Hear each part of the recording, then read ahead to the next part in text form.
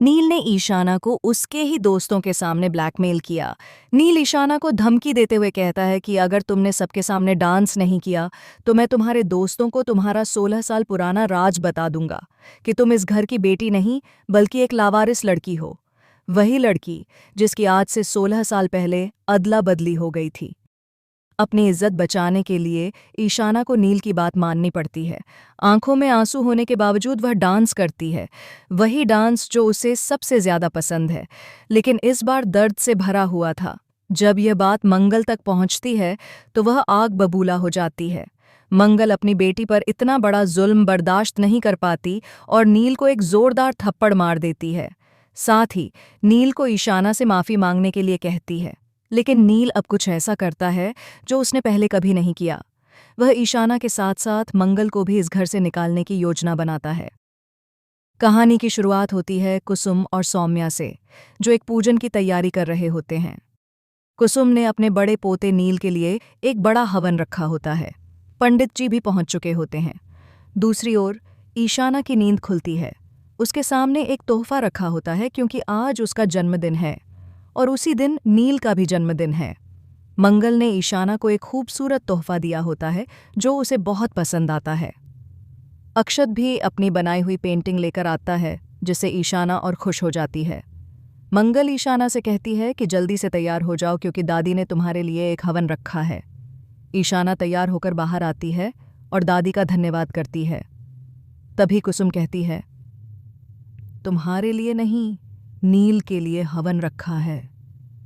पीछे खड़ा नील ईशाना को धक्का देकर कहता है, तुम यहाँ क्या कर रही हो? इतने सालों से मेरा हक छीन लिया, अब मेरा हवन भी छीनना चाहती हो? तुम इस घर की कौन लगती हो? न बेटी न बहन, बस लावारिस की तरह यहाँ पड़ी हो। नील की बातें मजाक में कही गई थीं, लेकिन ईशाना के दिल पर चोट करती हैं।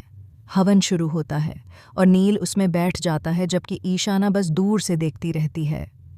कुसुम का उद्देश्य नील का गुस्सा शांत करना था, इसलिए उसने यह हवन कराया था। वह नील की आरती उतारती है और उसे सोने की चेन देती है।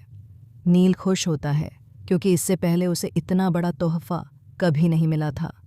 सभी लोग चकित रह जाते हैं, खासकर ईशाना। उसे महसूस होता है कि उसे हमेशा नज़रअंदाज किया जाता है। तभी मंगल ईशाना को भी एक ब्रेसलेट देती है, वही जिसे खरीदने के लिए ईशाना लंबे समय से पैसे जोड़ रही थी। वह भावुक होकर मंगल को गले लगाती है, लेकिन कुसुम का चेहरा उतर जाता है।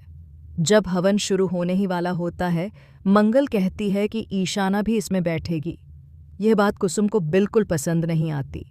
वह मंगल को कोने में ले जाकर कहती है, तुमने ईशाना को हवन में क्यों बिठाया? हमने सिर्फ नील के लिए यह हवन कराया है। मंगल जवाब देती है, ईशाना भी इस घर की बेटी है। कुसुम कहती है, हमें मत सिखाओ क्या करना चाहिए। नील के लिए यह सब कर रहे हैं ताकि उसका गुस्सा शांत हो सके। वो बस्ती में पला बड़ा है, इसलिए अगर हम उसे खास महसूस कराएंगे तो शायद उसकी नफरत कम हो जाए। इसी बीच सौम्या आग में घी डालने का काम करती है। वह ईशाना से कहती है कि शायद अम्मा को अच्छा नहीं लग रहा कि वह हवन में बैठी है। ये सुनकर ईशाना बेचैन हो जाती है और अंदर ही अंदर टूटने लगती है। हवन खत्म होने के बाद मंगल अक्षत के साथ किचन में केक बना रही होती है, एक कुकर में, एक ओवन में। अक्षत पूछता है, 2 केक क्यों? मंगल बताती है, क्योंकि आज मेरे दोनों बच्चों का जन्मदिन है, नील और ईशाना। ईशाना को ओवन वाला केक पसंद है और नील के लिए कुकर वाला। इस बीच कोई ओवन के साथ छेड़छाड़ कर देता है और ईशाना का केक जल जाता है। बाद में जब ईशाना किचन में आती है तो सोचती है कि मम्मा उसके लिए केक बना रही हैं, लेकिन अक्षत बताता है कि यह केक नील का है। जब ओवन से उसका केक निकाला जाता है तो वह पूरी तरह जला हुआ होता है। ईशाना गुस्से में कहती है, मम्मा आपने तो भेदभाव शुरू कर दिया। नील के लिए इतना प्यारा केक और मेरे लिए जला हुआ। मुझे नहीं चाहिए यह केक। वह गुस्से में वहां से चली जाती है। ईशाना के जाने के बाद नील आता है और कहता है, वाह, इतने सालों बाद घर आया हूं और मुझे ऐसा घटिया केक मिल रहा है।